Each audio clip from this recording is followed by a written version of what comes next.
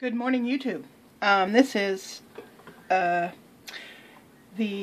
series of secret vlogs that I had started making back in October about my weight loss. I'll be releasing these every few days because it would just clog up everybody's feed if I spit out, 6 or 8 videos all at once.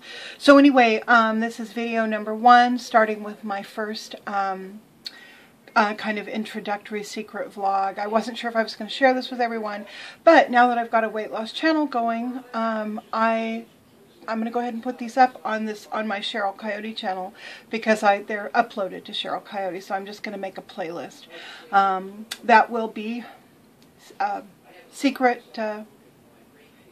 weigh-in. I think I'll call it secret weigh-in.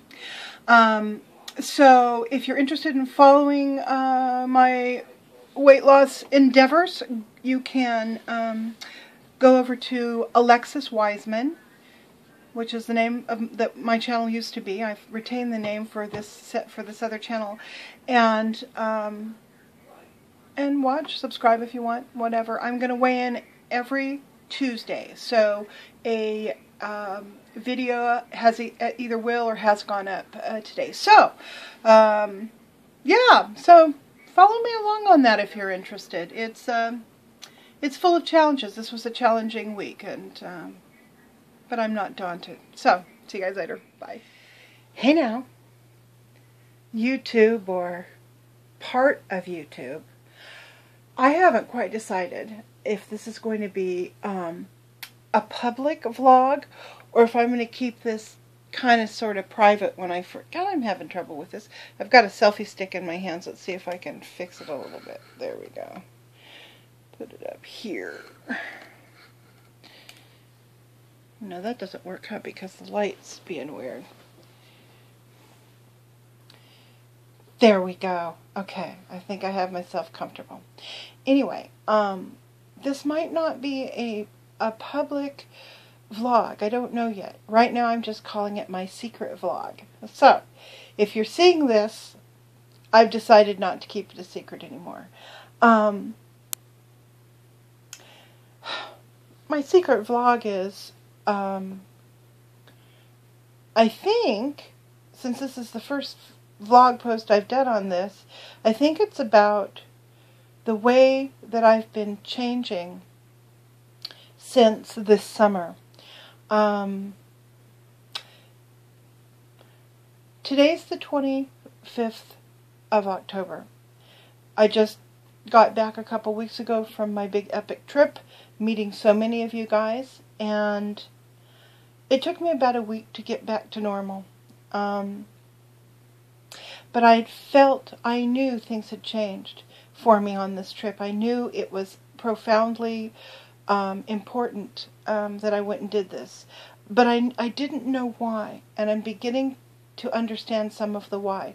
But before I can talk about that, I want to kind of set this up a little bit better.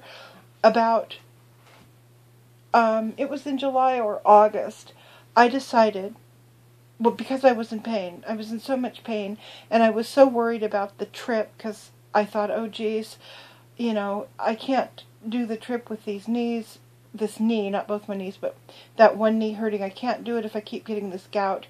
So let's see if I could knock off a few pounds, quit eating some sugar, and see if that helps. So I did that for a month or so, and I lost 18 pounds. Now, I didn't know how much weight I had lost. I'd weighed once, and I had lost 9 pounds.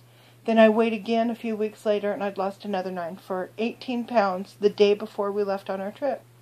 Well, that was really encouraging. So I thought, well, I'm going to see if I can continue to eat decently, perhaps knock off a pound or 2 while I'm on the trip. So I talked to Abigail about that, and she was totally supportive of it. So she ate right along with me the kinds of foods I was trying to eat, which I will also talk about later. Well, you guys have seen a lot of my food videos, so it's that stuff. But anyway, so I got back, stepped on the scale, and I had lost another 8 pounds. for what, 24 pounds, I guess. Right? Yeah. Well, yeah. Am I adding correctly? Yes, 24 pounds, okay. So, wow, that was real exciting. And I thought, well, gosh, I'm just going to press on. So, a week later, and I weigh myself on Tuesdays. I don't know why. I guess it's because that was the first time I stepped on a scale and saw 326.5 pounds was on a Tuesday. That was a shocking Tuesday. Not really shocking. I mean, I knew how much I weighed, but it was shocking to like say, okay, wrap your mind around this. You're 3 3/4 inches tall. You're female. And you weigh 326.5 pounds. That's not okay. That is not okay. No wonder you hurt. So, anyway, so I always weigh on Tuesdays. Well, last Tuesday I got on the scale, and I had lost another 2 pounds for a total of a 28-pound loss. Well, shoot, 26-pound loss. Wow, that was exciting. So I'm feeling like this momentum is beginning to build, where once a week, if I see 1 to 2 pounds of weight loss, I get this like feedback, this positive feedback of, it's almost like chemical. It's almost like a high.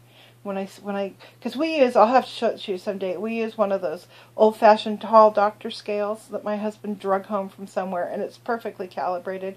I've checked it out against other scales that are calibrated, so that was very cool. And it sat outside for 3 years. Anyway, so every Tuesday when I hop on that thing and I get to move those metal bars a little bit further, boom, boom, boom, it's, there's something real exciting about it. Now, previous in my life, I've never felt excited about losing weight. It's always felt like a huge struggle, a white knuckle, with a whole lot of substitutions. Well, I can't have ice cream, so I'm going to eat some fake ice cream, which tastes crappy, but I'm going to eat it anyway. I can't have, I don't know why I thought I couldn't have, but I can't have regular bread. I got to eat this diet bread. I got to eat this diet thing on this diet mayonnaise. I got to go buy this diet crap. Well, I'm not doing that this time. I'm just eating regular food, as you've seen. But the main difference is I've completely eliminated sugar. Well, not completely, because I do use about, sometimes a teaspoon a day of that sorghum southern soppin sauce that I bought when I was in Alabama or Oklahoma, and I loved it. Anyhow, I eat a little bit of that, not every day, but a little bit. And then, 3 or 4 times a week I'll have a tablespoon of mayonnaise, which is an oil, not a sugar, but it's one of my craving foods. And so far since I've been home, that's been it. I haven't needed to eat my craving foods, my binge foods, pretty much at all. Now, interestingly, in the 5 weeks that Abigail and I were gone, which was an 8-pound loss over 5 weeks, we ate well, but we didn't just eat well. I mean, there were times when we had to have ice cream, 2 nice big scoops in the bowl, or towards the end we were getting stressed out and we started eating candy or chips or stuff like that. Not tons of it, not binging, but eating, okay? It was going in our systems. So what I've been trying to do since I've got home is cut that part out. The reason I'm keeping this secret is because every time I've tried to lose weight since 2001, when I did manage to knock off 85 pounds, I got down to 204 pounds, I think was the lowest I got at that point. I have not been able do this and sustain it. There has been one other incident when I've lost weight since 2001, and it's 2015 now. And that was when my father was very sick and dying. Well, we didn't know he was dying because it was a 2-week period between the time he had a heart attack and died, but it was towards the end of his life. And for some reason I decided to lose some weight. So instead of doing it on my own, figuring it out like I'm doing now, I went to a weight loss clinic that gave me pills, ephedrine, I think, not Fen-Phen, they don't sell that anymore, but one of the components of Fen-Phen, and a bunch of other stuff. And you went in and you paid them, you know, $80 a week or whatever it was to buy more of their crap and get on their scale and have them take your blood pressure, blah, blah. And I'm not dissing that either, because that works really, really well for a lot of people. And it saved lives. But for me, I knew I was still white-knuckling. Even back then I knew I was still white-knuckling. I managed to lose about 30 pounds. I got down to 288 pounds. Then my dad ended up in the hospital, super stressful.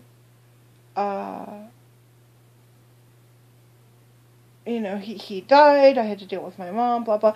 And I started to put the weight back on. The whole binge eating, emotional eating thing kicked into place again. So, that's been my recent, you know, in recent years, my weight history. This doesn't feel like that. This doesn't feel like the time I lost weight 14 years ago or a few years ago when my dad died. This feels different because what I am eating now, learning to eat, learning to cook, I'm going to continue eating after I'm done losing weight. I'm going to add in, I'm going to adjust my calories probably, or what will probably really happen is I'm just going to probably taper down to no more weight loss. And when I'm at no more weight loss, I don't know. I'll look at it again. Am I at a comfortable size and weight? Can I move? Can I work? Do I have, you know, is my agility reasonable? Can I run? All of those things. If I can do all of that and I'm feeling fairly good about where I am, then I won't have to adjust anything. I'll be able to just continue eating the way I was at that point, and you know, there I will stay. If I taper down to where I sustain my weight for, let's say, a month of sustaining, not gaining, not losing, just right at basically that same weight, whatever it would be, and I don't feel like I've lost enough, let's say that happens at 204 pounds again, let's just say. I know that on my frame, 204 pounds is still too much. So, for me, personally. Might not be for somebody else. But I know for me it is. So, then I will do two things. I'll up my physical activity, and I will reduce my calories further. Taking away from the stuff that packs the most caloric punch. Things like nuts or oils, any sugars, refined carbohydrates if I'm eating them at that time, that kind of stuff. So, I have a plan. And I've already gone 12 minutes, so I'm going to wrap this up. Well, I'm not going to go 12 minutes from here on out, but this is like my first one. So anyway, I've got a plan. I think my plan is really sound. The only part I don't understand is why I'm not binge eating. Because I'm continuing to go through an emotional ringer right now, let me tell you. I've had some serious issues with other people in my life that I love that are driving me batshit crazy. And scaring me, too, on top of that. But, I'm not binge eating, and I'm not emotionally eating because of it. Which is new. Now, I might be able to blame some of that on the fact that I'm postmenopausal finally. Maybe something happened emotionally with hormones. I mean, one thing that's happening is I'm getting that androgenic alopecia where your hair just thins all up here on the crown. Oh, lucky me. And Anyway, so part of it could be hormonal, part of it could just be experiential. Maybe I've gotten to the point in my life where I have had enough experience, I can look back, I can put the puzzle pieces together enough that I can see my pattern, and now I can act on it. I don't know. It's another reason I'm keeping this whole thing a secret right now, because there's so much I don't know, and it's a little scary in like putting yourself out there to even talk about it. So now I think it's time for me to quit yapping. I'm up to over 14 minutes, and I think I'm going to do these. This is a Sunday. This is not a Tuesday, but I think I'm going to do these every Tuesday when I step on a scale. Sometime during that day, I'm going to try to do a short little post about it. I guess this isn't a vlog really, but I'm going to, in this series, I'm going to do another little post. So, anyhow, that's that, and we'll just see where this thing takes me, okay? Bye, you guys.